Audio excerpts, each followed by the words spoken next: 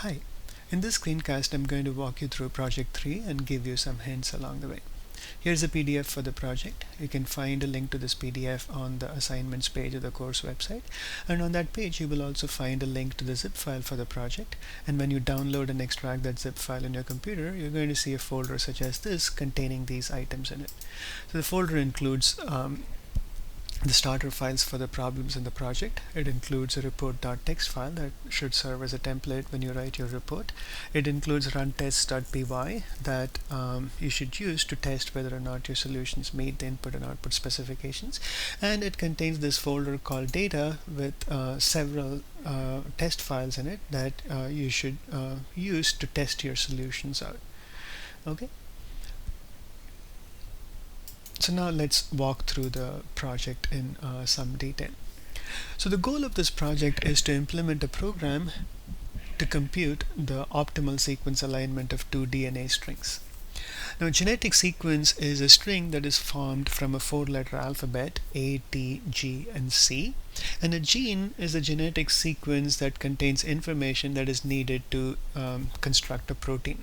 All right. Now let's say that you have this sequence of a gene from a previously unstudied organism and that it's a variant of a known gene, which is this one, from a previously studied organism, and you want to find out how close this particular gene is to this particular gene, because you already know something about the functionality of this gene and you want to see if this guy is close enough to that, because in that case you would also know something about the functionality of this gene. Okay, so what we are interested in here is, given two sequences, we want to come up with a way of quantifying how similar they are. Okay, so how close to each other are the two sequences. So we want to quantify that. So that brings us to the notion of an edit distance, which is a concept from coding theory that's widely used now in various applications such as spell checking, speech recognition, plagiarism detection, and so on.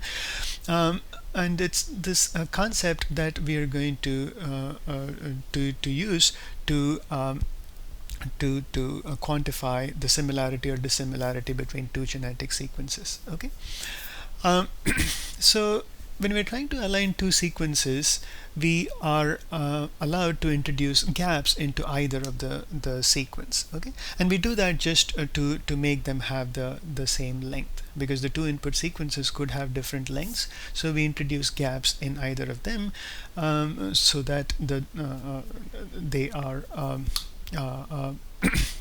they become of the same length. Okay, now when we introduce a gap, we pay a penalty for each gap that we introduce, and we also pay a penalty when each pair of characters mismatches in the final alignment. Okay, so the operations that we perform on the sequences and the associated costs are shown in this table. So if we insert a gap into one of the two sequences, then there is a cost of 2. If we align two characters from the two sequences, and if the characters mismatch, then there is a penalty of 1. And if we align two characters from the sequences that match, then there is no penalty. Okay, so these are the operations, and then these are the costs. Now once we have an alignment between two sequences, we can get a numerical score for that alignment using this table. Okay, so here what I'm showing you are two possible alignments of the sequences that we just saw before. So let's say this is one of the two sequences called X, and this is the other sequence called Y.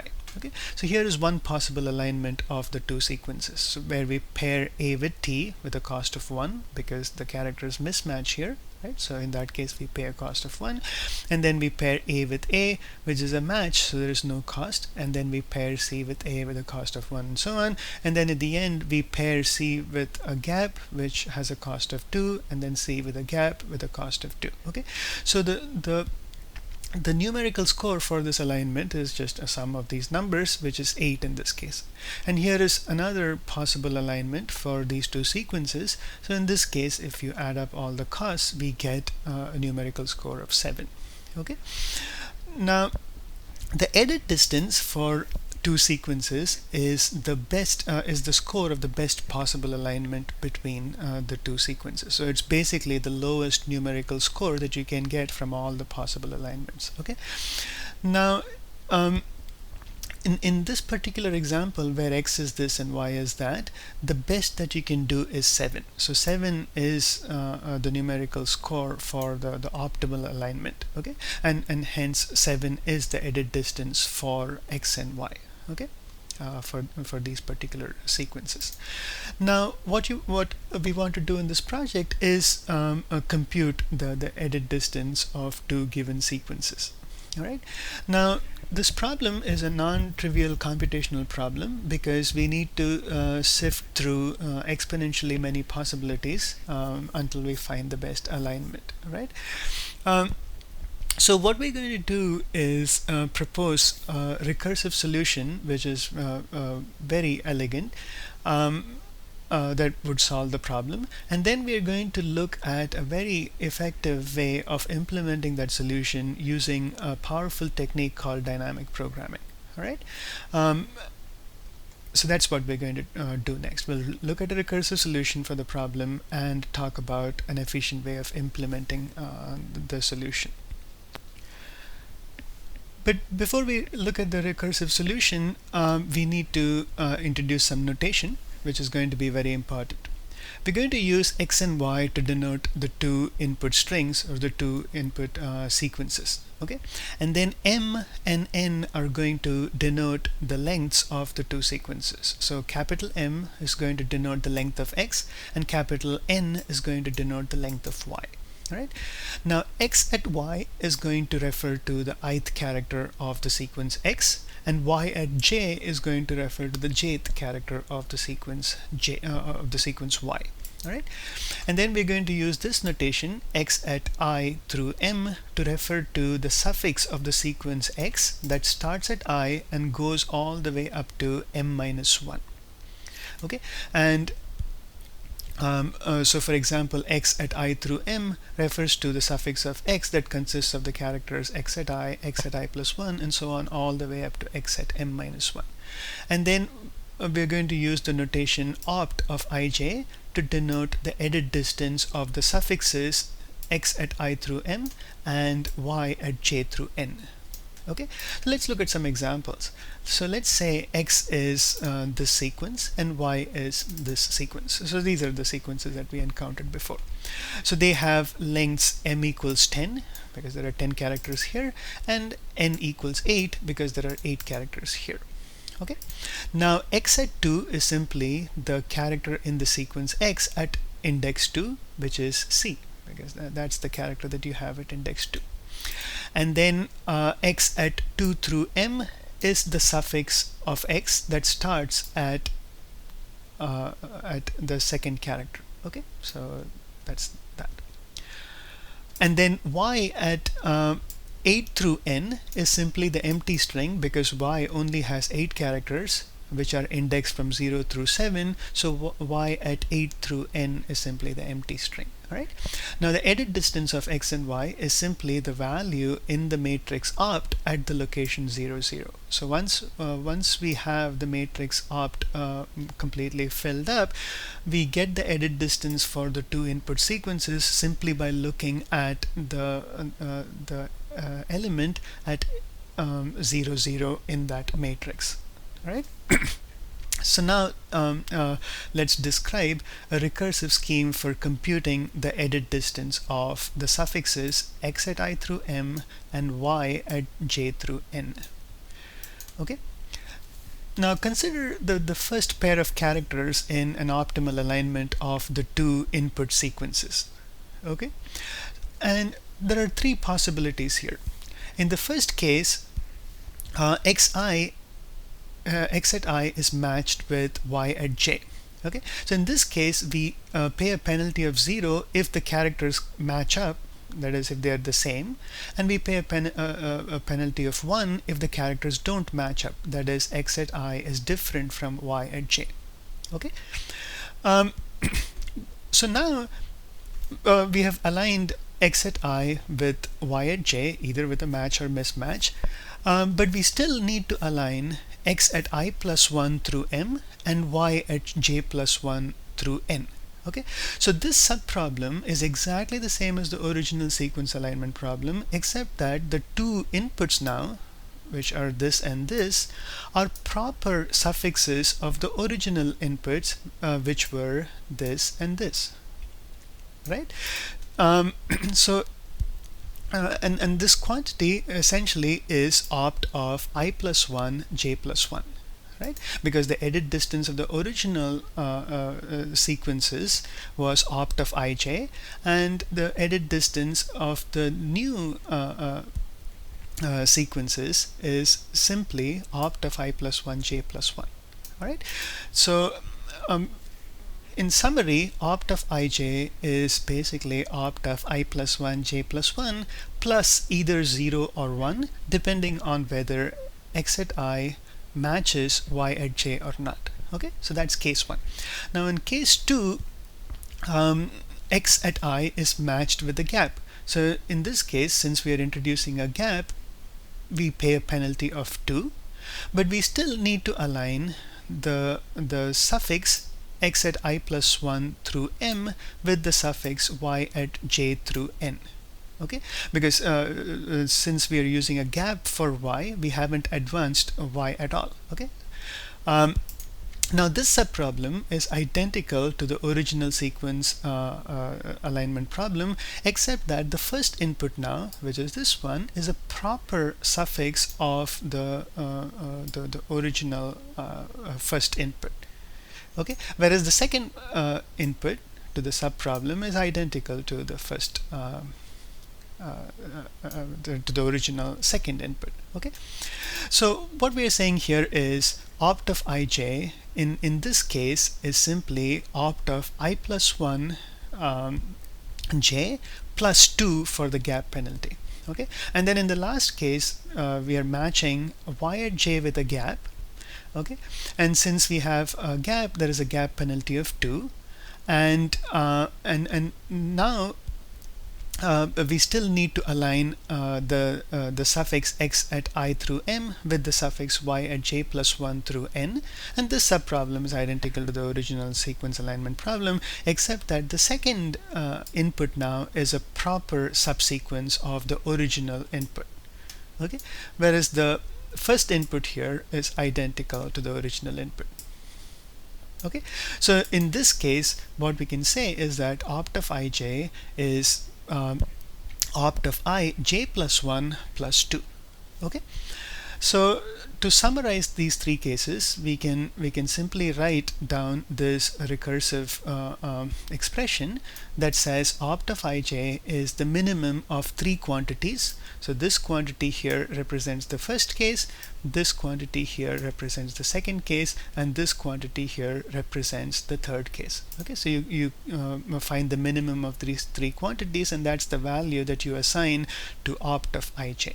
Okay, now here I is strictly so in this equation I is strictly less than m and j is strictly less than n. Now with any recursive solution, you know that there has to be a base case so that the recursion terminates, right? So how do we write down the base case for this recursive solution? Well, let's say that you have two strings, one of which has a length of k and the other one is empty. So you want to align that empty string with a string of length k. So in that case, what you need to do is introduce k gaps in the second string, right? So that you can align it with the other string that has length k, and then and the total cost there is twice k. Okay, so in general, we can say that opt of mj is simply twice n minus j, and opt of in is twice m minus I for the base cases for this particular recursion. Okay, so what does this mean? So here we are saying So we're saying that if we use an empty string for x and try to match that with all of y, then the cost is going to be twice n, because j is 0 in that case. Okay, and that makes sense because when we're considering all of y, the length of the sequence is n, and since x is empty, you have to introduce n gaps in order to align it with y, so the cost is 2n. But what if we match the empty string x with all but the first character of y? Well, in that case, j is going to be 1. Okay, so the length of the suffix of y that you're looking at is n minus 1. So you need to introduce n minus 1 gaps, so you have a cost of twice n minus 1. Okay, so that's how you need to interpret these relations. And now in this case, we are saying what is the cost when you align an empty string with empty string for y with suffixes of x. So so if you're trying to align the empty string for y with all of x, then I is going to be 0. Right? X has a length of m, so you need to introduce m gaps in y for it to align with x, so the cost is going to be twice m. Then if you try to align an empty string for y with all but the first character of x, then the cost is going to be twice m minus 1, right? Because in that case the length of the suffix of x that you're looking at is m minus 1. Okay, so that's how you need to interpret these two base cases for this recurrence relationship. Okay, now so for the example that we have looked at earlier, the x and y examples that we saw before, here is the matrix that we get for it. So this is basically the opt matrix for those examples, where x is the sequence here and y is the sequence here. So this matrix has a size of m plus 1 by n plus 1. So it has m plus 1 rows and n plus 1 columns, where again m and n are basically the lengths of the input sequences x and y. Okay, and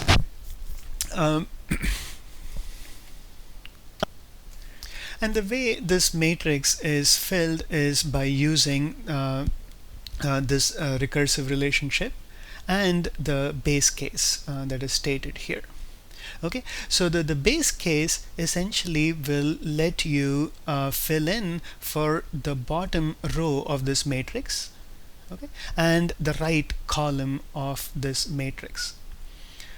All right, so for example, if you're aligning the empty string with all of the characters of y, then j is 0, so and n is the length of y, which is 8, so you have a cost of 16. Okay, which is 2 times 8. But if you're aligning an empty string with the suffix of y that starts at 1, right, so if you're aligning a gap with all of these guys, then there are 7 gaps, right? So j is 1, so 8 minus 1 is 7, so the cost is 14, and that's what you see here. And then if you align the empty string with the suffix of y that starts at 2, then you have a cost of 12, and so on and so forth. So this particular base case lets you fill in the bottom row of the opt matrix. Okay, and then this particular base case lets you fill the right column of the opt matrix. Okay, so and what it is saying is that if you align an empty string or a gap with all of x, which has a length of 10, then you have a cost of 20. But if you use the empty string to align the suffix of x that starts at 1, then you need to introduce 9 gaps, so you have a cost of 18. and then if you use the empty string to align the suffix of x that starts at 2, then you have 8 gaps to introduce, and you have a cost of 16, and so on and so on and so on. Okay, so this particular base case lets you fill in this row, and this particular base case lets you fill in this column. Okay, and then the rest of the matrix is filled in using this formula here. Okay, now the thing that you need to notice here is that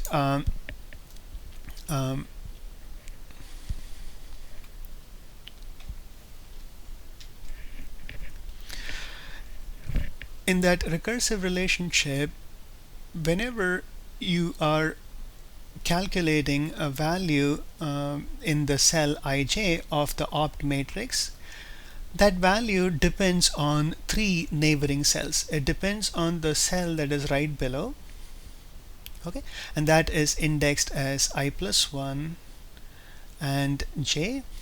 It depends on the value right next to it to the right, and that is indexed as I j plus 1, and it depends on the value that is diagonally below to the right, which is indexed as I plus 1 j plus 1. Okay, so once you know the values of these 3 cells, you can figure out the value of this particular cell using this recursive expression. Okay, so, and that's how you fill in the rest of opt. Right, so let's look at some values here. So how did you get this particular value 1 in that cell? Okay, well, that value depends on 3 of its neighboring cells. It depends on that, and that. And how do we get this value? Well, it is basically the minimum, right, of this quantity here. So that's this part, I plus 1 j plus 1, plus a 0 or a 1. Well, is it a 0 or a 1 that you need to add? That depends on the characters from x and y at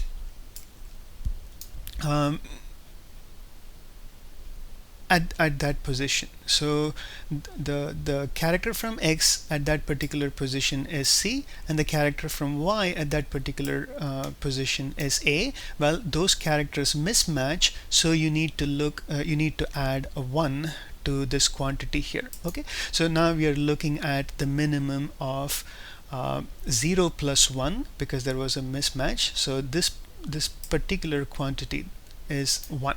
Okay, and then what about these guys? Well, you just take the value to the that is below this cell, which was 2, and you add 2 to it. So that's that, and you get 4. Similarly, for this part, you look at the value to the right, which was 2, and you add 2 to that, that is 4. Okay, so this value here is simply the minimum of 1, 4, and 4, which is simply 1, and that's how you get this one here. Alright, and now what we need to do next is fill in this value. Well, do we have everything that is needed to compute that value? Meaning, do we have a cell, the value for the cell below it, to the right of it, and diagonally below? Well, we do. So all these values are already computed, so we can now compute this value. And how is that done? Well, that is simply the minimum of 3 quantities. It is the minimum of this quantity plus a 0 or 1. But when you're looking at this cell, what are the corresponding characters? Well, it's a C and it's a C, right, from x and y, and those match. So in that case, the first quantity that you have here is simply this value plus a 0 because there was a match. Okay, so now you're looking at the minimum of 2. So that's this part, and then the other 2 parts are easy. It's basically this plus 2, which is 3, and this plus 2, which is 6. Okay, so you're looking now at the minimum of 2 sorry 6, and so it's there's this plus 2, that is 6, and then this plus 2 is 3. Okay? So this is a 2. So that is how you get this quantity. Okay? And then you can compute this from this, this, and that, and so on and so forth. So you basically fill in this matrix in this fashion, right? Until you get all the way to this particular cell, which is opt at 0, 0, and the value there is going to be the edit distance of x and y. Right? So for this example, we get the edit distance to be 7. Right? So that's the optimal alignment score for x, which is this particular sequence, and y, which is that particular sequence. Right? Okay, so that's how you construct that matrix. So now in problem 1, what we're going to do is essentially implement this idea to compute the edit distance of two sequences. So, so in this problem, we're going to compute the edit distance using this technique of dynamic programming. Okay, and the key idea here is that you break up a large computational problem into smaller subproblems, and you store the answers to those smaller subproblems, and eventually use them to solve the original problem. Okay, so for the edit distance problem, what we're going to use is essentially a nested loop that calculates opt of ij in the right order, so that opt of I plus 1 j plus 1, opt of I plus 1 j, and opt of I j plus 1 are all computed before we try to compute opt of ij. Right? Because opt of ij, we know from the recursive formula, depends on these quantities. So as long as we compute these guys in advance, we will we can easily compute opt of ij. Okay. So that's the key idea. So in this problem, you want to write a program called editDistance.py that reads the two sequences x and y from standard input, right? And computes the edit distance matrix opt as described above. Okay. Now, so the program needs to produce three things for output. It needs to output actually four things. So it needs to output x, so that's going to be the first line of output, and then it needs to output the sequence y, that's the second line of output, and then it needs to output the dimensions of the edit distance matrix opt. Okay, and that we know is simply m plus 1 by n plus 1. Right, where m and n are the lengths of x and y respectively. Okay, and then finally this program needs to output the opt matrix itself, the edit distance matrix. Right, so those are the outputs that you need to produce in this program. So the way you run the program is by saying python edit distance.py, and you give it a file as an input via standard in. Okay, and this file essentially contains two sequences. It contains an x and a y, and the program, it needs to print the two sequences. So that is x, that is y. So these are the examples that we've been talking about so far. And then the program prints the dimensions of the opt matrix, which is 11 by 9, so 11 rows and 9 columns. Why is that? Because the strings are of length 10 and 8, right? So that's why the matrix is of size 11 by 9. And then the values that you see here are exactly the values that you see here in this table. Okay? So if your program is implemented correctly, you ought to see exactly this output for this particular input. Okay, and then the edit distance for these two sequences is simply the value that sits in this matrix at 0, 0, which is 7. All right. So that's problem 1. Now, before I move on to problem 2, I would like to walk you through a simple example where we compute the matrix by hand. Okay, so that should give you a solid idea as to how you may want to implement it in code. Okay, so let's do that.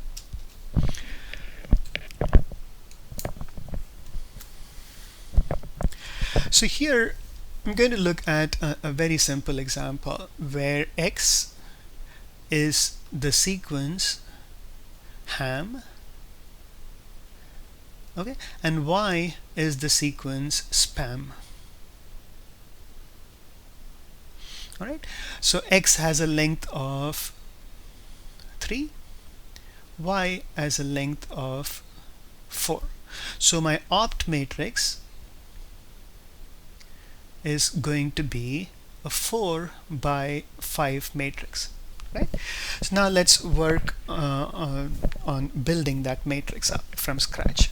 So it's going to look something like this. So I have X here, Y there, and I'm going to write down the sequence Y, which is spam, and then a dash, and then I'm going to write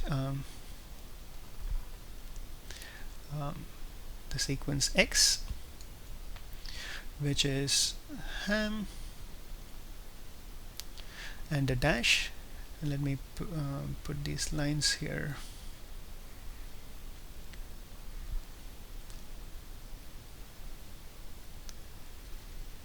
Okay, and then these lines.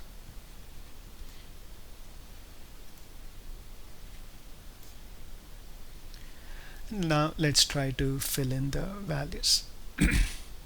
So we first need to fill in the values in the right column and the bottom row. Let's first do the bottom row. So if we align an empty string with all of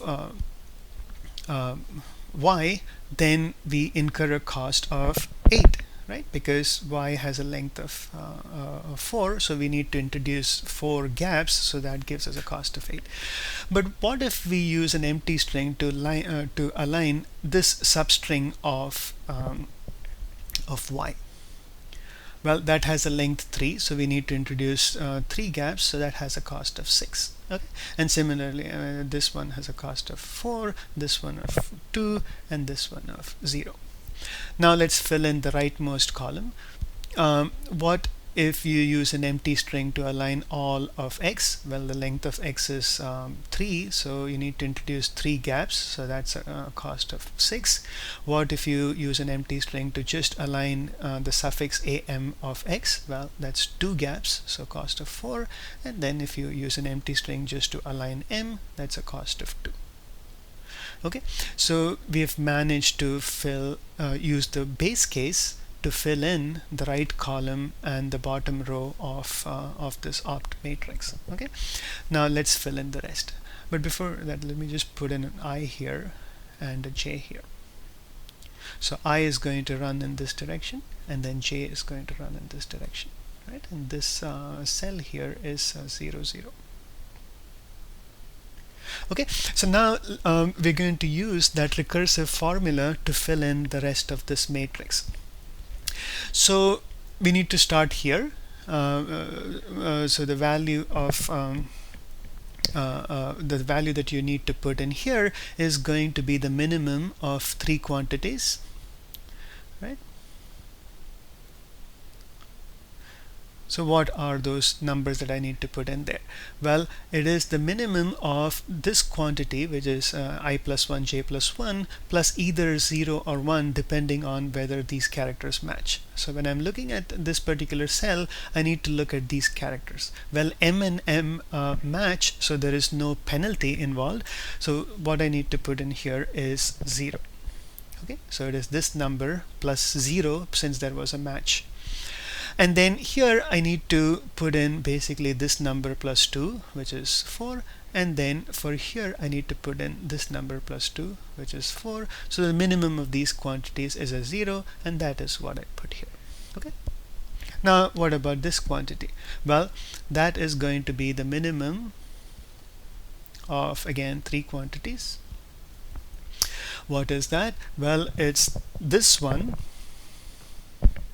right, plus a 1, because there is a mismatch here. So m with a, it's a mismatch, so it is 0, it's 2 plus 1, so that is 3.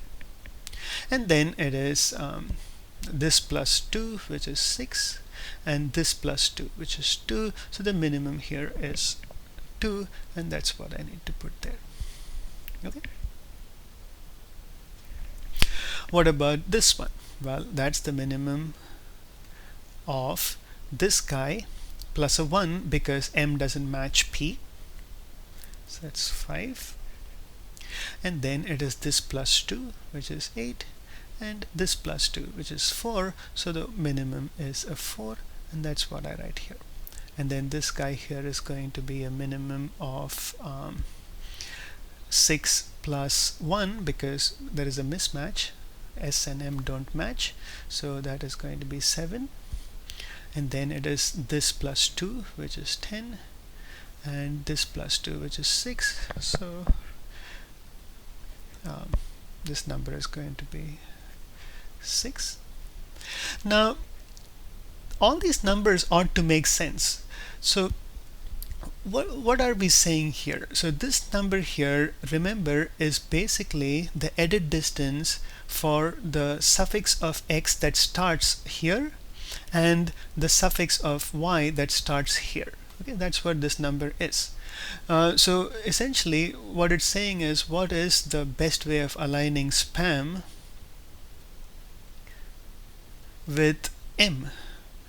Well, the best thing that you can do is align m with that m and then use 3 gaps. So since you're introducing 3 gaps here, and since there is a match here, the total cost is 6, and that's exactly what you see there. Okay, so all these numbers ought to make sense. Okay, all right, so let's keep going. So this value here is simply so I'm going to do things quickly now. So this value here is going to be the minimum of this plus 1, which is 3, and then this plus 2, which is 2, and this plus 2, which is 6. So it's basically 2. And then this value here is going to be a minimum of this plus 0 because there is a match, and 4 and 4, so it is 0. And then this value here is going to be a minimum of 3, 6, and 2, so that's a 2. This value here is going to be a minimum of 5, right? 8 and 4, so it's going to be 4. This value here is going to be the minimum of 5, 4, and 8, so that's a 4. This is going to be a minimum of 3, 2, and 6, which is 2. This is going to be the minimum of 2, 4, and 4, which is 2, and this is going to be a minimum of 3, 6, and 4, so this is going to be a 3. Okay, so the matrix is completely filled, and this value here, which is sitting at opt of 0, 0, is simply the edit distance between for x and y. Okay. All right, so that's essentially like the optimal alignment score for the sequences spam and ham. All right, so that's basically how you fill in this matrix. And so in the first problem, you essentially need to build this matrix in this manner. Okay, you're just using nested for loops. All right, so now let's go back to the PDF and talk about the next problem. So in this problem, we need to write a program that, given the edit distance matrix, recovers the alignment. Okay, because with the previous problem, in the previous program in edit distance.py, we built the edit distance matrix, and that matrix can be used as an input for this program that we are going to write in this problem, and this program will essentially, from that matrix, recover the alignment. Okay, so here we need to do exactly the opposite of the process that we followed to build the edit distance matrix. Okay, so here we are going to retrace the steps of the dynamic programming algorithm backwards. and rediscover the path of choices from opt 00 all the way up to opt mn. Okay. um, so here you're going to write a program called alignment.py that reads from standard input the output that was produced by edit distance. Okay, so it's basically going to read the input strings x and y, and it's going to read the opt matrix. Okay, and then the program needs to recover the optimal alignment using the procedure that is stated here. We'll come to that in a bit. And then it needs to write two things for output. So the first line of output should contain the edit distance. So you need to print this line here that says edit distance equals some number, and that number is essentially what sits in the opt matrix at the at 0 0. Okay, so that's the edit distance. And then in the subsequent lines, what you need to print is a character from the first string followed by a paired character from the second string. So you're essentially going to print the alignment. Okay, so a character from the first sequence that is paired with a character from the second sequence, and you need to use the character dash to indicate a gap in either string. All right, so this is how you would run the program. So you would say Python edit distance and give it an input file via standard in, and we know that this program prints to standard output the strings x and y and also the opt matrix, which now becomes the input to this program. So we are essentially piping the output of this guy to alignment.py, and then alignment.py prints the edit distance, right? And it also prints the optimal an optimal alignment. Okay, so that's what the program needs to do. Now the way it does things is, as I said before, it's exactly the opposite process of what we did to build the opt matrix. Okay. Now so this is how that works. There are three possibilities to consider. The optimal alignment, let's say, matches xi with a gap. Okay, so in this case, in the matrix opt at ij, you must have the value opt of I plus 1 j plus 2. Okay, because that's what it means to match x at I with a gap. Similarly, when y of j is matched with a gap, then in this case you must have that the value at ij in opt is the value at ij plus 1 plus 2. Okay, and then finally, if the optimal alignment matches a character at I from x with a character at j from y, then in this case it has to be that the value at ij in opt is basically opt of I plus 1 j plus 1 if x at I matches with yj, or it is opt at I plus 1 j plus 1 plus 1 if x at I is doesn't matches doesn't match y at j. Okay, so there are these three possibilities to consider, and that is how you will basically recover the alignment. Okay, so let's now go back to the example that we discussed and try to recover the alignment for this particular example. Okay, so this is how it's going to work. So what I'm going to do is write the alignment here. Okay, so I'll draw put two columns down, so x and y, and so now let's try to recover the alignment. Well, the edit distance is this number 3 here, so that's very easily obtained. And now for the alignment, what we need to do is compare this value here, right, with the values below it, to the right of it, and diagonally below. Okay, now you check if this value is the value below plus 2 or not. Okay,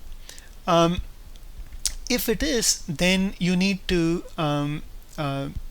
align x of I, right, with a gap, and you need to go down in this direction. But if this value is not this value plus 2 and instead it is this value plus 2, then you need to align a gap with um, s, and then you need to move in this direction. And if this one is neither this plus 2 nor that plus 2, then it has to be the case that this value is either this plus 0 or this plus 1. Okay, and in that case what you need to do is match this character with that character and move diagonally down. Okay, so that's the process. So let's actually carry it out for this particular example. Okay, so this value is not this plus 2, it's not this plus 2. So the only possibility is either it is this guy plus 0 or this guy plus 1. Well, this one is this plus 1. Okay, so in that case I match up H with S and I move in this direction. So meaning both I and J are advanced by 1. That's what it means to move diagonally down in that direction. Okay. Now again I do the same thing. Is this value this plus 2? It is not. Is it this guy plus 2? Well, it is. So in that case what I do is I match a gap with the corresponding character from Y, which is P, and I move in this direction, meaning I only increment J by 1 and I remains the same. Okay, so now I do the same. Is this guy this plus 2? Well, it is. So then in that case what I do is I match the corresponding character from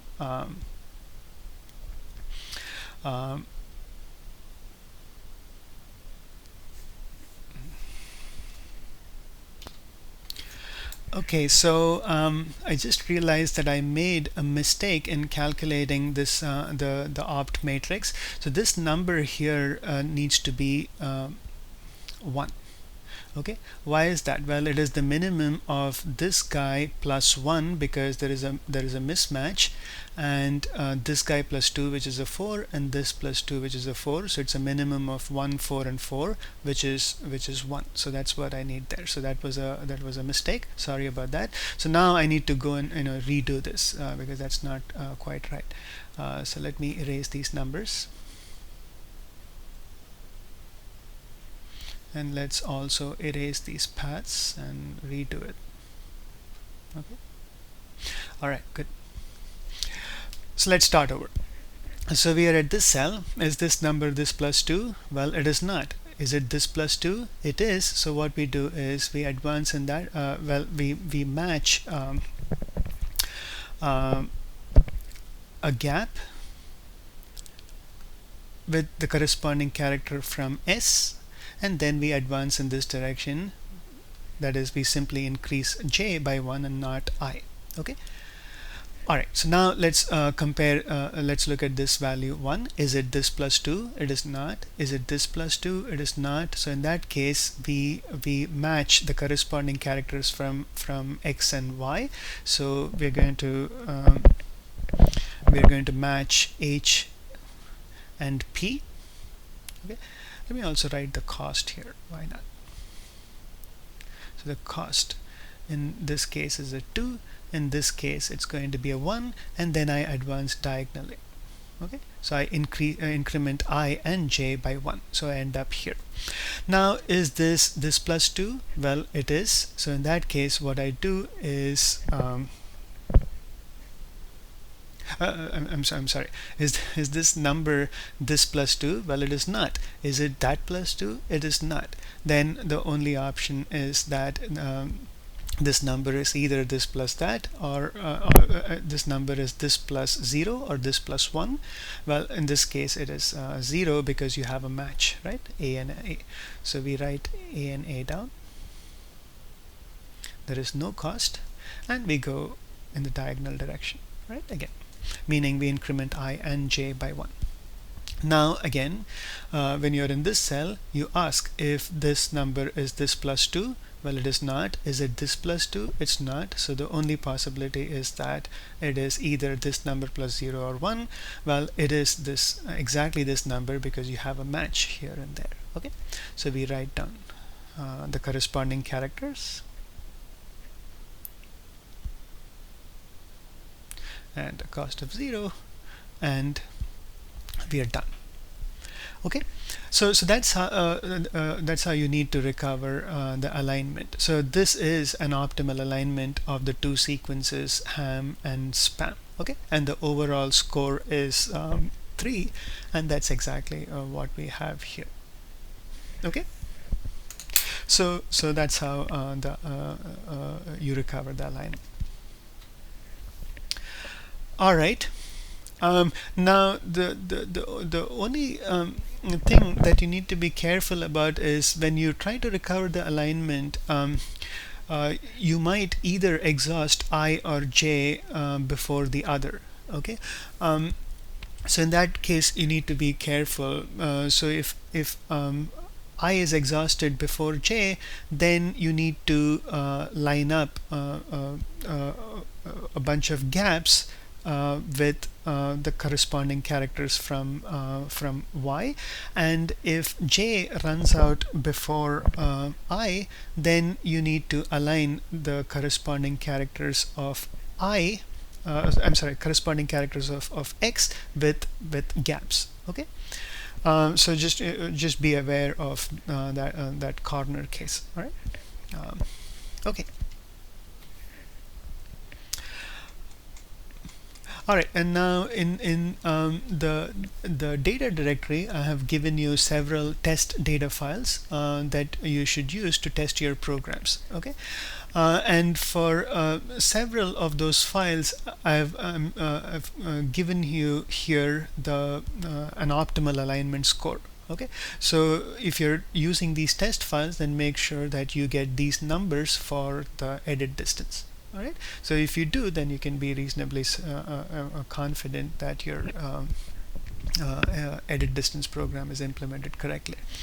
And then there are a couple of input files, ngap7.txt and fli10.txt, that have sequences that have unique alignments. So you should certainly test your programs, both edit distance and alignment, on those files, and when you do, you ought to get exactly this output. Okay, so for these input files, that you have unique alignments. Okay, so you need to get exactly that.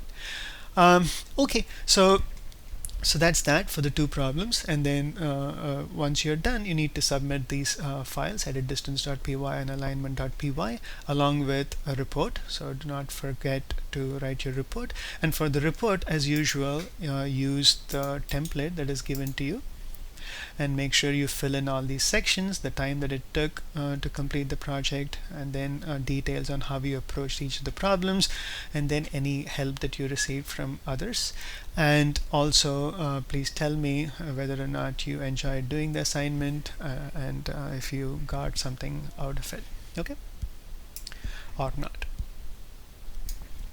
All right, and then before you submit your files, do make sure that they meet the input and output specifications by run tests as usual, and then make sure that your programs meet the style requirements. So do run pep8 on your programs, and then finally make sure that your reports are not too long, they don't contain spelling mistakes, and they don't have lines that exceed 80 characters. Right? Okay, so that's all that I had to say. I hope you have fun with this homework. Okay. Thanks. Bye.